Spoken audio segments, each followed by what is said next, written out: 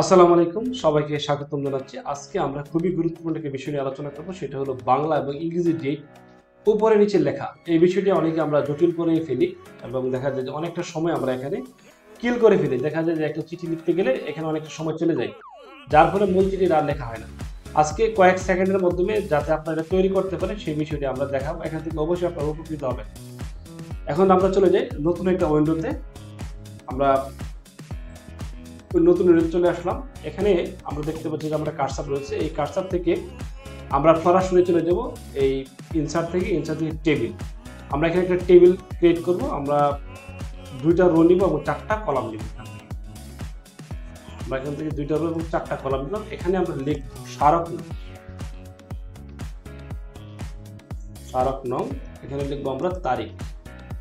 দেখেন খুব সহজভাবে আমরা কিভাবে বাংলা ডেট এবং ইংরেজি ডেট একসাথে লিখি। যেমন আজকে হলো বাংলা মাসের 2 তারিখ,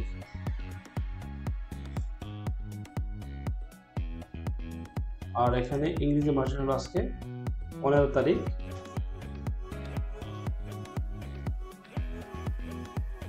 ওকে, আমার মোটামুটি কাজ শেষ। এখন দেখেন এটা জাস্ট আমি এটাকে এই টেবিলটাকে মার্জ করে ফেলবো এবং এখান থেকে আমরা বর্ডারটা উঠাই দেবো। জাস্ট কয়েক সেকেন্ডের মধ্যে আমরা তৈরি করে ফেলতেছি। আমরা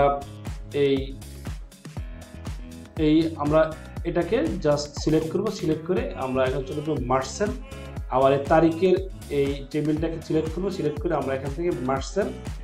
এখন আমরা এই দুই লেখাটাকে আবার একসাথে সিলেক্ট করবো। একসাথে সিলেক্ট করে আমরা চলে যাবো লেআউটে। লেআউট থেকে আমরা এখান থেকে মিডিল অ্যালাইনমেন্ট আমরা এখান থেকে দিয়ে দেব।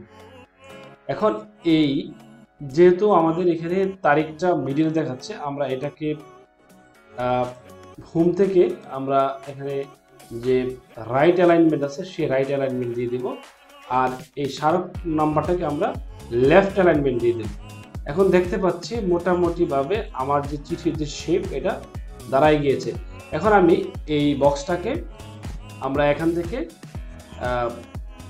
উঠাই দেব। আমরা সিলেক্ট করলাম। সিলেক্ট করার পর আমরা চলে যাব এখান থেকে আউটসাইড বর্ডার আমরা, তারপর আমরা দেখতে পাচ্ছি দুইটা কলাম এখানে লম্বা লম্বা বের হয়ে গেছে। আবার সিলেক্ট করব।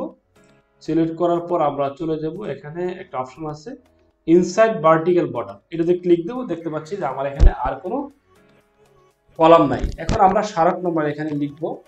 আমরা স্মারকটা লিখে দিলাম।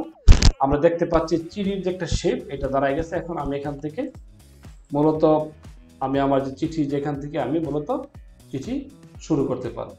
এইভাবে কয়েক সেকেন্ডের মধ্যে আপনারাও এইভাবে এই বাংলা এবং ইংরেজি এবং একই লাইনে এবং স্মারক নম্বর সহজে লিখতে পারবেন। আশা করি আপনারা এই ভিডিও থেকে উপকৃত হয়েছেন। সামনেও আরো গুরুত্বপূর্ণ ভিডিও নিয়ে আসবো। সেই পর্যন্ত সবাই ভালো থাকেন। ধন্যবাদ সবাইকে।